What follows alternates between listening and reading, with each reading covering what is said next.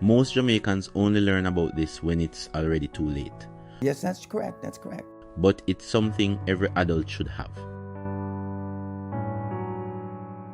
Let's talk about power of attorney in Jamaica. A power of attorney is a legal document that allows someone you trust to handle certain matters on your behalf, if you can't do them yourself.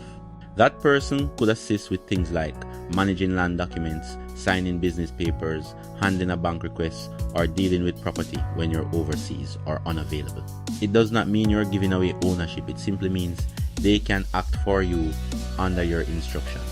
Here's why this is serious. Many Jamaicans live abroad, have land at home, or run a business but can't be here to sign every document. Some people become ill, elderly, or just busy, and delays can cost you property, money, or opportunities.